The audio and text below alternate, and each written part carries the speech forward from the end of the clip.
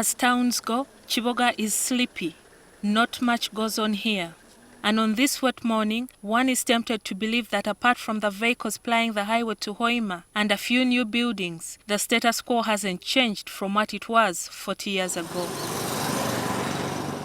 At about 3 p.m. on a Saturday afternoon, on February 7th in 1981, a group of National Resistance Army rebels driving in 4 Land Rover Santanas stopped at Upet petrol station. They had spent the previous night in Namiringa village, now in Chankwanzi district. Also came up here. A 33-year-old medical assistant at Kiboga Government Hospital was one of the people who ran to the petrol station when the rebels arrived. Now 73, Nathaniel Mayanja Kitaka remembers the rebel leader, Yoweri Museveni, addressing the crowd outside the petrol station. Of course, there were many people around the town. People were shopping here, buying meat, doing that and that. As it's a weekend.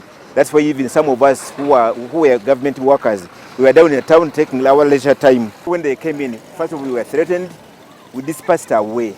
But after that, we gathered back when he called us that you come down, come down. He was putting on a combat with other soldiers like late Regima, General Tumwine, and others. After the Santanas were fueled, Museveni made a partial payment and then ordered the owner of the petrol station, Haji Chirunda, not to sell fuel to any other customer. When Museveni asked if there was a religious leader around, Sheikh Kiboga, who died last year, stepped forward and led a dua, praying for a victorious rebellion. The rebels then walked 100 meters to the Uganda People's Congress Party office. Their leader cut down the pole on which the UPC flag was hoisted, and people burnt it. After burning the UPC flag, the rebels came up this hill, entered the police station, and went directly to the armory to get some guns.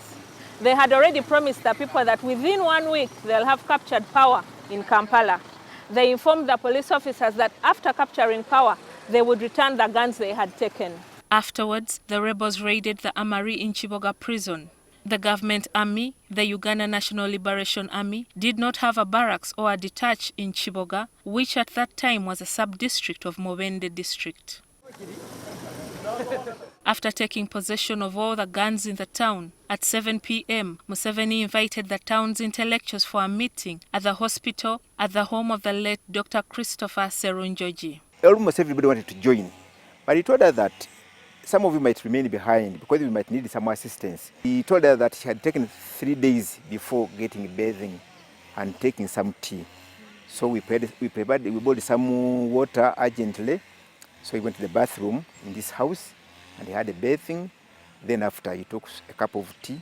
At 9 p.m., the rebels had their dinner at Kiboga Travelers Shelter, which is now a bar. They later spent the night in the home of George William Kagulire in Kagobe village, and from there they resurfaced in Chikubo Trading Center in Bukomero, and then disappeared into the Lukola wilderness, or Dwaniro, where they had set up camps a month earlier.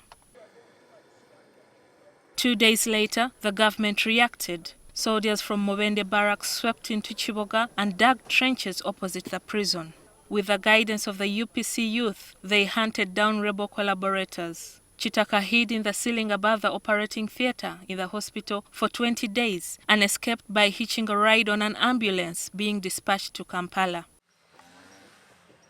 A few days later, he returned to Kiboga and donated the entire stock of his Ruamata-based clinic to the rebels.